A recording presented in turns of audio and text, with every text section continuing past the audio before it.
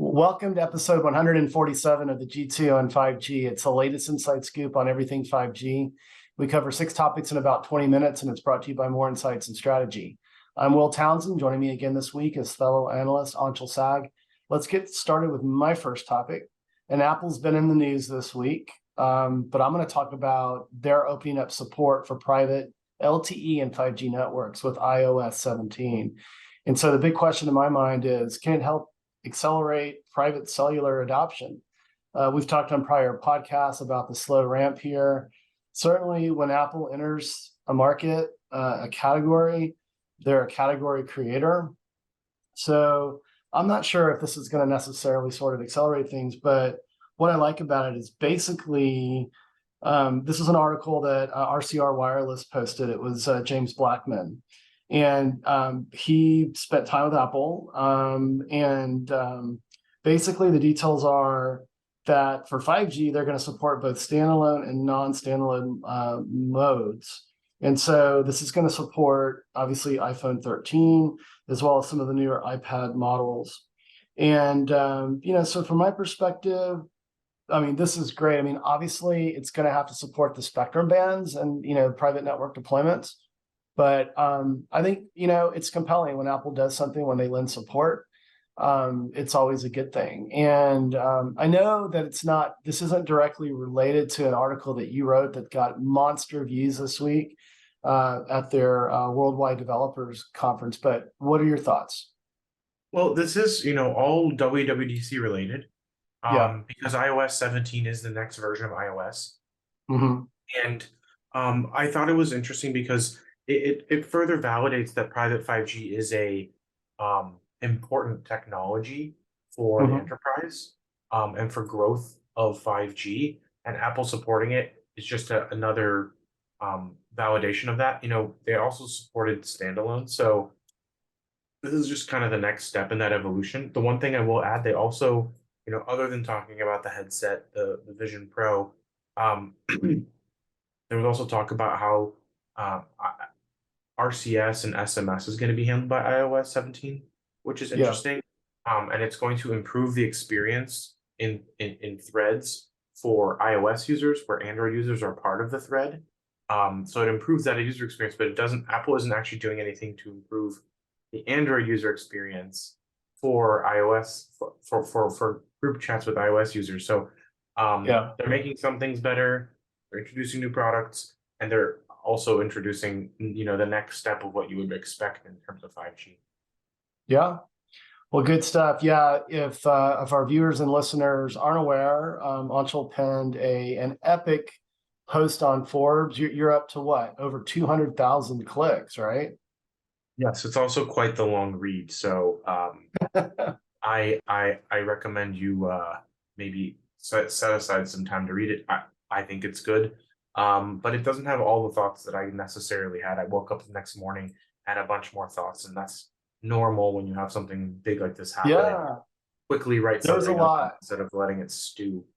Yeah, there was a lot, and I did catch your Twitter updates there with your additional thoughts. The night after you wrote it. What I really appreciated about your coverage is that you looked at it through a very critical lens, and I think there are lots of Apple fanboys out there and fangirls, and some of them were heralding this as like the next generation in AR VR, but your analysis was very, very balanced, and so I really appreciated that. It is a long read, but I encourage our viewers and listeners to check it out. But let's go to your first topic this week, and we've been talking about the space race for quite some time, and you want to talk about Dish and AT&T objecting to T-Mobile and SpaceX recent spectrum request. Yeah, so this is about T-Mobile using their PCS G block band for satellite communications. This is the block that they've already explicitly told everyone they're going to use. What's really Right. interesting about this is that AT&T's criticism is that T-Mobile is going to interfere with their own network. It's not that they're worried that T-Mobile is going to interfere with AT&T's network. They're worried Yeah. that T-Mobile is going to interfere with T-Mobile's network, as if T-Mobile wouldn't be worried about that on their own. Right. So that's a really interesting thought.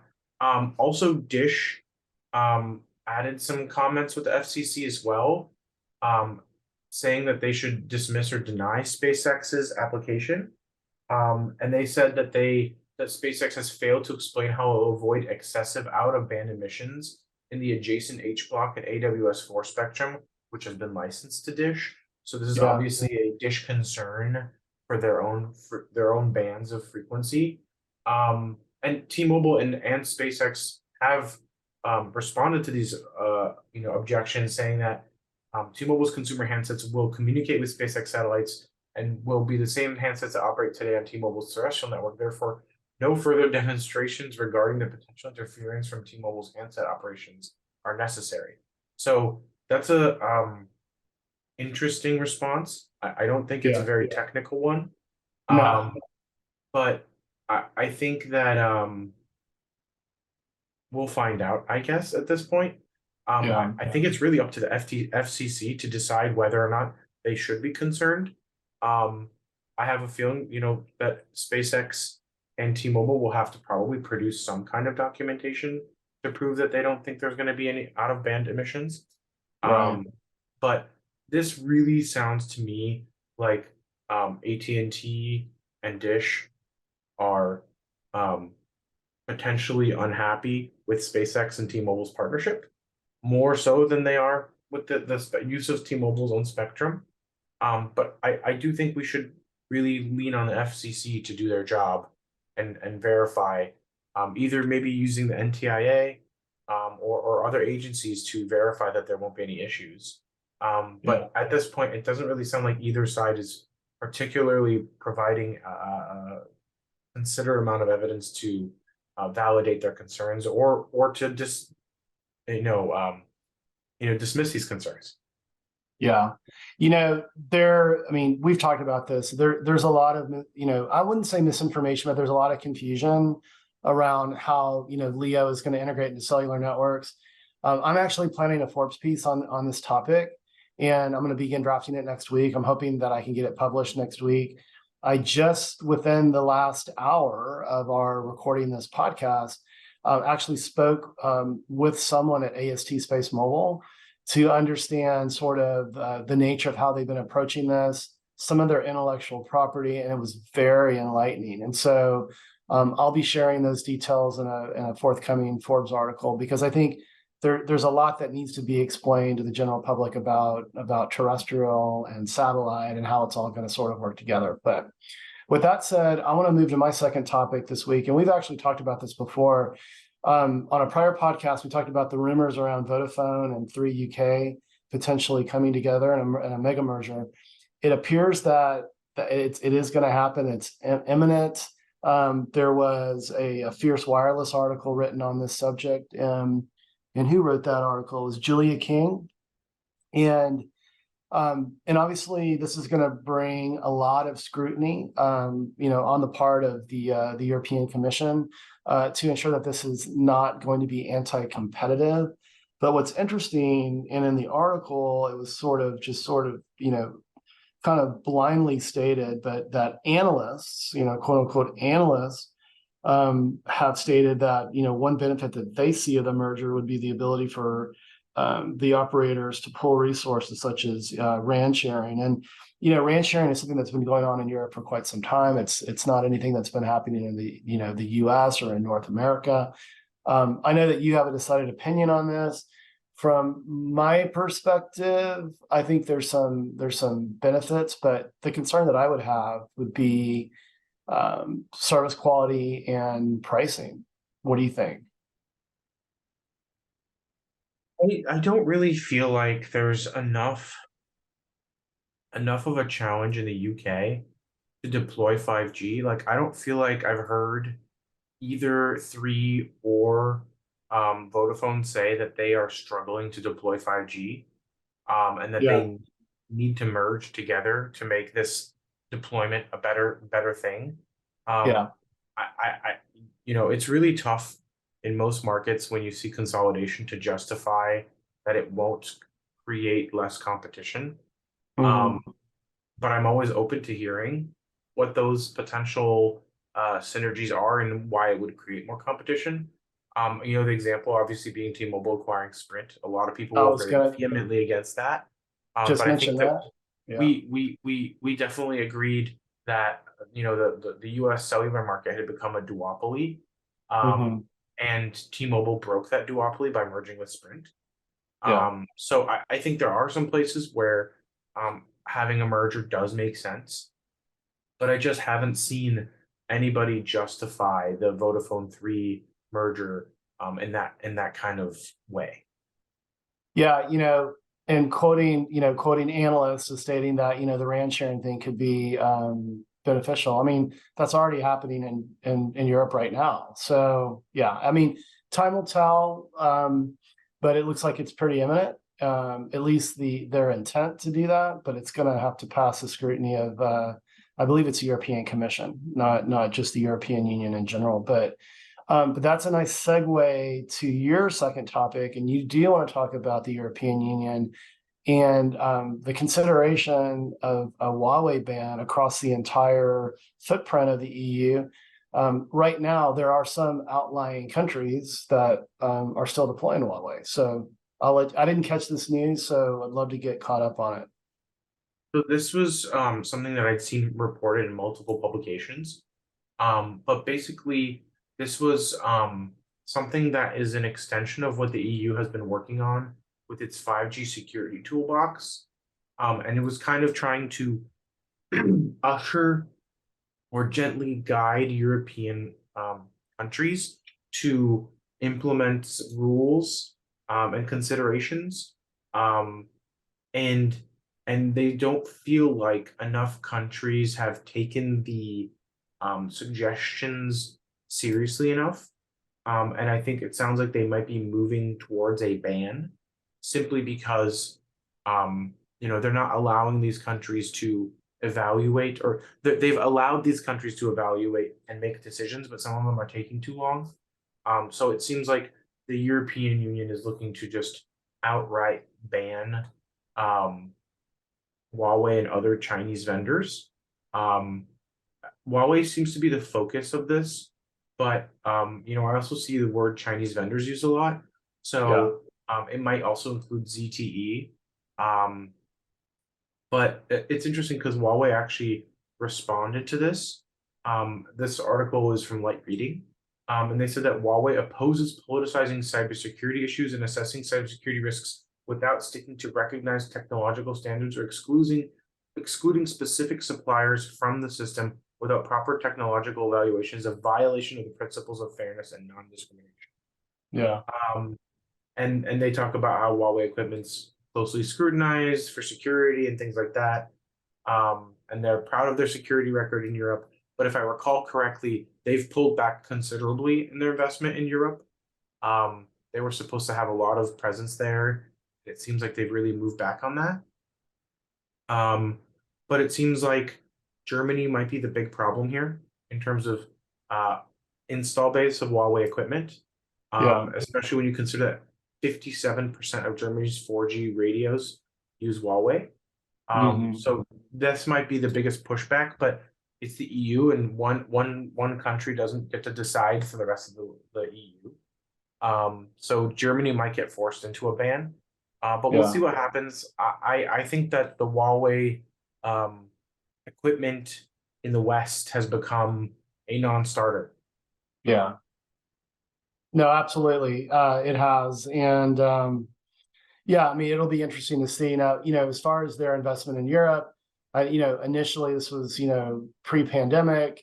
Huawei was making investment in what they called cybersecurity centers. They set one up in Brussels. A second one was set up in another location, by my recollection. I know they did a lot of design work on the handsets in Paris. And so, they've traditionally had a pretty large footprint in Europe, but, obviously they've pulled back, given the entity listings and that sort of thing that's really been driven by the US. But, I do see, there are some outlying countries, in Europe that, are, they're moving forward in some parts of Southeast Asia, which is, not obviously not part of Europe, but, um, but Huawei seems to be a pretty resilient company, and they're pivoting and they're leveraging their technology expertise in their manufacturing and other areas like inverter technology for solar panel type platforms and solutions. But it'll be interesting to see how that all winds out. But let's talk about my third and final topic this week, and I want to talk about Ericsson, and they're seeing big application opportunities with 5G standalone. Duh. This is something that you and I have talked about numerous times. Standalone will unlock the true promise of 5G, from a latency, throughput, performance standpoint. This was an article that appeared very recently on Mobile World Live. And really what this was all about, there were executives from Ericsson's units in the UK and Ireland that, following Mobile World Congress Barcelona, they set up a demo day at Ericsson's UK headquarters.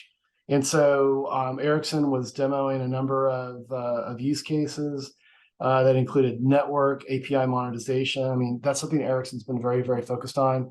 The whole notion of opening up the network so that you can speed, the development of next generation applications and that sort of thing. Private 5G in industrial settings, and AR sports gaming were some of the highlighted use cases. So, and this is sort of a kind of not a totally enlightening news topic this week, but it really sort of reinforces what I think you and I have been discussing for a number of years, that hey, listen, 5G is a journey, and we have this tweener called non-standalone, and honestly, we're not going to see most mobile network operators get to fully deployed standalone networks until towards the end of this calendar year and first of 2024. So, what do you think? Was this connected to the thing that they did in the UK? Yes. So the interesting part is a lot of that was stuff that they showed at MWC. Right. So I think it was kind of like a rehashing of what they were demonstrating at MWC, which is fine. But I think it also shows that we haven't really made much progress in the last 3 months. All right. And that things are still very much in the same place in terms of implementation of standalone. And I think it's I think standalone is going to be the fastest way that we get 5G in real implementations that matter to businesses and people. But I think those deployments are just taking longer than I think everybody would like. Something I would also like to add is, a few weeks ago, I forgot to actually even talk about this, and I apologize to our listeners. I was at the Digital Transformation Summit that Qualcomm held. And it's been a whirlwind last few weeks, so I apologize. For all of us.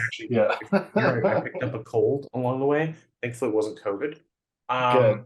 But at this Digital Transformation Summit, it was all of these big, integrators like the Accentures, the Tatas, the NTTs. Everybody was talking about how they're using private 5G to implement new use cases and new technological advances within their industries for their customers.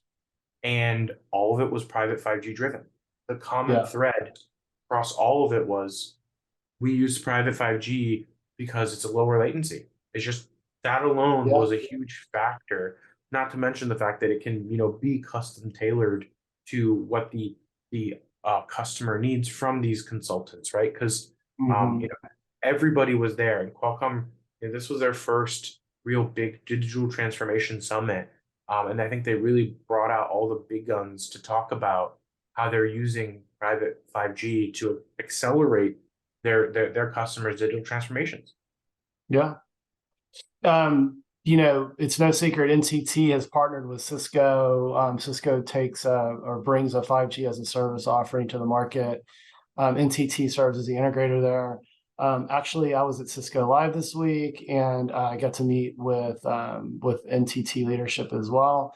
And we were sort of talking about this whole journey, and they also agree that it's been slower than expected, but they continue to put a lot of resources and effort into it because they see the full potential, not only for industrial applications, but for smart city as well. So, but with that, let's move to your third and final topic. And I did catch this news this week around Dish, and they fell out of, I believe, was it the S&P 500? Is that right? But you want to talk about, hey, does this sort of indicate that potentially they're strapped for cash?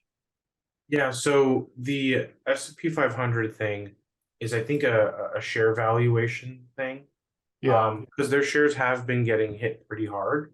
Um, and I think right now their share price is $7, which puts hmm their market cap at 4 billion. I hmm don't think you get delisted until you're lower than that, but yeah, their stock is not doing well. In the last year, it's pretty much just been a downward spiral. yeah, Started the year a year ago, they were at $20, and they're now down to 7. right. So it's not great for them. But I will say that this story that I saw is more actually about them looking to raise capital because there's concerns that they might not be able to hit their next milestone in 2025 Yeah, of reaching 75% of the country. And the rumor is that Charlie Ergen is going around trying to raise money in other countries, whether that's flying to the UAE or other countries. But the interesting part is, there's no like official statement about this, but we're going to dig right. into it more and see what's going on and whether or not we can get some more information. But ultimately, building a 5G network is not cheap, um, Nope. and building one from the ground up is also not cheap. Um, and I think that they're obviously having struggles, but I think if they can really pull through it, it'll be a big deal. And I'm sure that the Amazon discussion that we talked about last week, there's a possibility that could come to fruition. But I think they're trying to explore all their options and trying to take advantage of what they have already and make the most of it, but also continue to grow and be a potential fourth 5G uh, operator that has real competitiveness. Because right now, it's really hard to believe that they're a competitive fourth contender. No, I mean their deployment has been slowed. I've met with executives and they've been very transparent in stating that, what they're doing is pretty novel and new. Although you could argue that Rakuten sort of bloodied its nose, with all the disaggregation and the Open RAN and the highly virtualized nature of their network deployment. But I think, what's also affected the dish stock price have been these cybersecurity breaches as well. There have been a couple. And it's been very costly, as far as I think to remediate the last one, it was in the tens of millions of dollars. So that doesn't bode well with subscribers because I mean there's a lot of personal identifiable information that can be, passed over mobile networks, over smartphones, over tablets, over mobile devices. So they're going to have to get their security posture in order, number one, and then number two, yeah, they're gonna have to work through some of these short-term trips and and getting their network deployed and hey, lean into some others, like Rakuten, try to understand lessons learned. Reliance is another operator in India that is leaning into disaggregated infrastructure to deploy their networks quickly. And we should talk about India because boy, by all measures, that market is heating up. Now that they're past the 5G spectrum auctions, there's a lot of activity going on. But anyway, with that said, it's been another great podcast this week, my friend. Why don't you take us home? Absolutely. We hope our viewers and listeners found this week's topics interesting. If anyone out there would like to provide insights on a specific 5G topic for a future podcast, please reach out to us on social media. Will is at Whaletown Tech, and I'm at Anshel. We hope you have a great weekend, and please tune in next week. And don't forget to rate and subscribe.